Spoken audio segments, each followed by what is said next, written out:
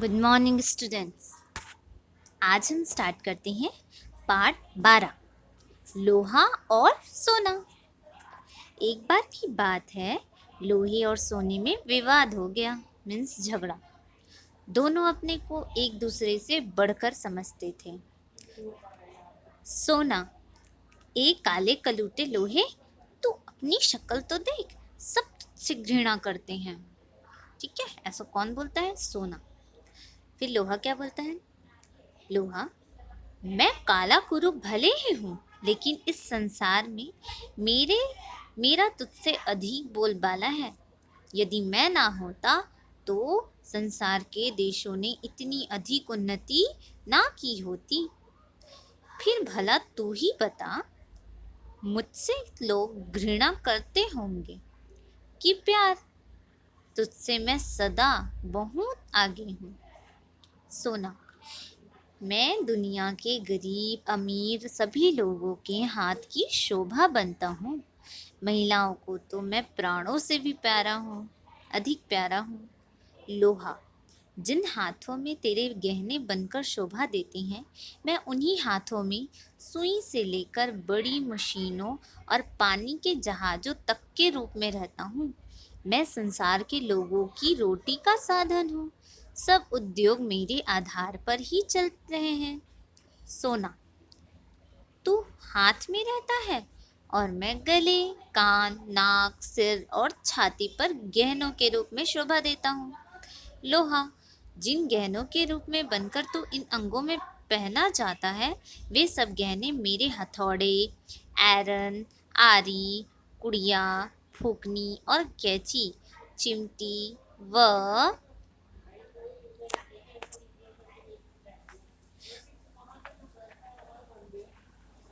अड्डे के बिना नहीं बन सकते। मैं अपने इन औजारों से तेरी नसें पीट पीट कर आदमी के मन चाहे रूप में तुझे बदलता हूँ।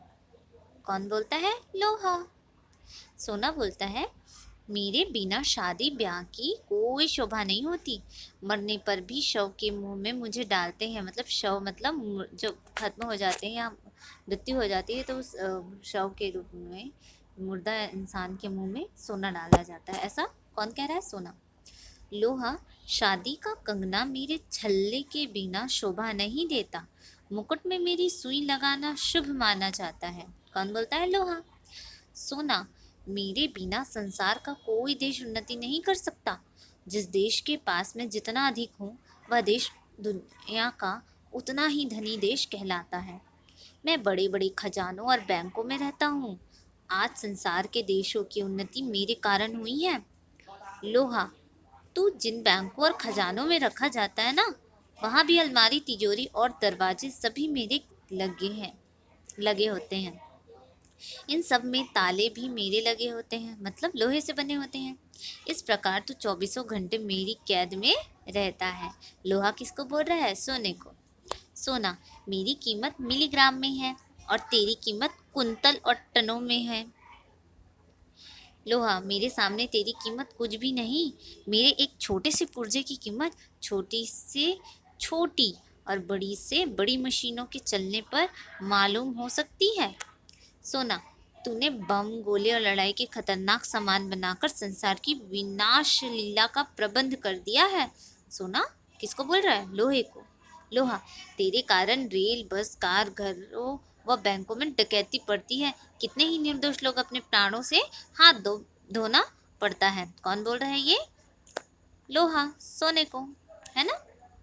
फिर बोलता है सोना, मैं जहाँ रहता हूँ घी के दीपक जलाए जाते हैं।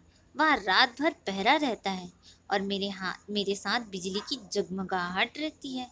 लोहा, मेरी अंगीठी, तवे और चिमटे के बिना खाना नहीं बन सकता। मैं ना रहूं तो धनवान भी खाने के बिना भूखों मर जाए। सोना, मजदूर से लेकर बड़े से बड़ा धनवान तक मुझे अपने घर में रखना चाहता है। लोहा, मोची, नाई, लुहार, बढ़ई और घास काटने वाले मजदूर जैसे छोटे छोटे लोग के औजारों से लेकर बड़ी से बड़ी मशीन और कल कारखाने व खेती के यंत्र मेरे बिना नहीं बन सकते। आज दुनिया में मेरा चमत्कार तुझसे कहीं कई गुना अधिक है। आगे बोल, तुझे क्या कहना है। सोना आगे कोई जवाब नहीं दे सका। अंत में सोने ने अपनी हार स्वीकार कर ली और लोहा क्या हो गया, जीत गया। अपने को बुद्धिमान तो सदा समझना चाहिए, किंतु दूसरों को भी मूर्ख नहीं समझना चाहिए। इस कहानी का यही उद्देश्य था, यही शिक्षा थी। तो आप सभी तो समझ गए होंगे कि आप अपने को बुद्धिमान समझिए, लेकिन दूसरों की कभी भी ऐसी निंदा नहीं करनी चाहिए और सामने वाले को तो कभी मूर्ख नहीं समझना चाहिए। हर इंसान के में कोई ना कोई खूबी और कोई ना कोई क्वालिटी ज़रूर होती है, जिसकी वजह से वो यहाँ है। तो आप समझ गए होंगे। ठीक है, आगे हम करते हैं इसका शब्दार्थ। शब्दार्थ देखिए, विवाद का बहस, कुरूप का बदसूरत, घृणा का नफरत, महिला का औरत, संसार का दुनिया, शव का मुर्दा, मुकुट का शादी का ताज, शुभ का अच्छा, उन्नति मतलब तरक्की, विनाश लीला मतलब नष्ट करने का काम, प्रबंध का इंतजाम, निर्दोष का बिना दोष वाले, दीपक का दिए, धनवान का अमीर आदमी, यंत्र का औजार, चमत्कार का आश्चर्य।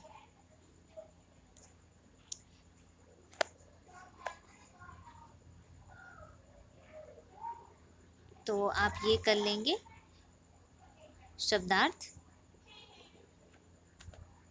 Okay, thank you students.